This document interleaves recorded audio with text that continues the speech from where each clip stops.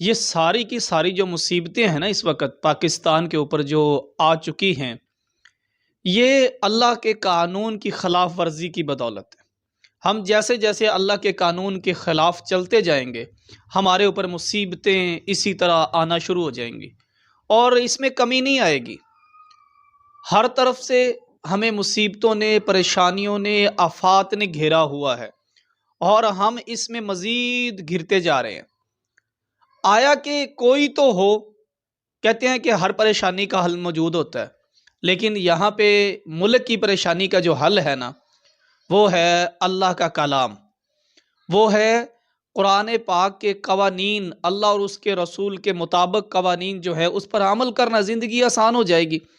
اگر ہم نہیں کریں گے تو زندگی تو مشکل ایسے ہی چلے گی۔ جب کسان کی فصلیں سور خراب کرتے ہیں نا، تو پھر ایک آدھا سور لٹکا دیا جائے نا، سب ٹھیک ہو جاتے ہیں۔ وہ کوے جو ہوتے ہیں نا، ایک کوہ لٹکا دو، سارے کوے ٹھیک ہو جاتے ہیں۔ تو یہی ملک کی صورتحال میں جتنے بھی کرپشن کرنے والے لوگ ہیں، یا بے ایمان لوگ ہیں، یا سیاستدانوں میں ہیں، بیوروکریٹس میں ہیں، یا اسی طرح اشرافیہ میں ہیں، اور ملک پاکستان کے جتنے بھی بڑے کرپٹ لوگ ہیں، ان میں سے دو چار کو تو پاس کرنا پڑے گا۔ اگر آپ دو چار کو پاس کر دیں گے، ملک ٹھیک ہو جائے گا۔ یار ملک کو کسی نظام کے تحت تو چلاؤ نا، اور ملک کو چلنے تو دو خدا را۔ ہر دوسرا بندہ ملک کے درمیان میں ٹانگ رکھ کے بیٹھا ہے کہ میں نے نہیں چلنے دینا۔ جب ملک کو ہم نے چلنے ہی نہیں دینا، ملک میں تباہی کرنی ہے ہم نے، تو پھر خدا را اس عوام پر رحم کرو۔ غریب لوگ ہیں اس ملک میں، زیادہ مڈل کلاس طبقہ ہے، ان پر رحم کرو، اس ملک کو چلنے دو۔ اب زیادہ وقت دور نہیں ہے، آپ 5 سال اور اس طرح کر لو گے، 10 سال اور اس طرح کر لو گے، جب حد ہوگی نا تو یقین کرو لوگوں نے آپ سیاستدانوں کو گھروں سے نکال نکال کے پھینٹی لگانی ہے۔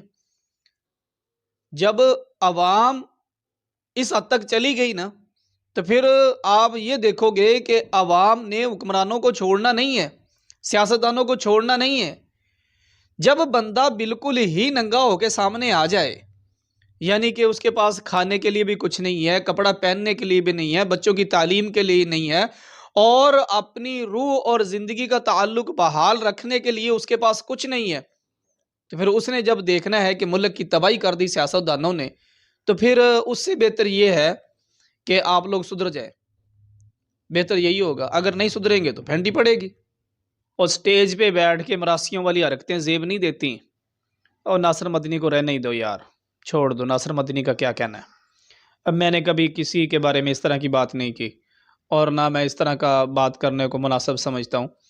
بس یہی ہے کہ اگر حکمرانوں کی بات ہے تو سمجھتے ہیں کہ ہماری حکومت آ جائے، وہ سمجھتا ہے ہماری حکومت آ جائے، تو حکومت تو اللہ کی ہے اور ہمیشہ اللہ کی رہے گی۔ تمہارے نصیب میں تو صرف عوام کی دکھ تکلیف کے اوپر جو ظلم و ستم ہے وہ تمہارے نصیب میں لکھا جائے گا، اور اس کا تم نے دنیا میں بھی حساب دینا ہے اور آخرت میں بھی حساب دینا ہے۔ جتنا ظلم کر لو گے، جتنا ستم کر لو گے، اس کا جواب تو دینا پڑے گا نا۔ کوئی بھی ایسے نہیں جائے گا، سب کو جواب دینا پڑتا ہے۔ کوئی شخص یہ نہ سمجھے کہ اس سے جواب نہیں لیا جائے گا۔ جب اللہ کے حضور انسان پیش ہوتا ہے نا، تو اس کے سارے ظلم و ستم کا حساب لیا جاتا ہے، اور جتنا بڑا وہ سیاستدان یا جتنے بڑے اس کے پاس اختیارات ہوتے ہیں، ہر اختیار رکھنے والے شخص سے حساب لیا جائے گا۔ ہر اختیار رکھنے والے شخص سے اس کے متحد کے بارے میں پوچھا جائے گا کہ تیرے اختیار میں تھا، تو نے اس پر ظلم کیا یا اس کے ساتھ نرمی کا برتاؤ کیا؟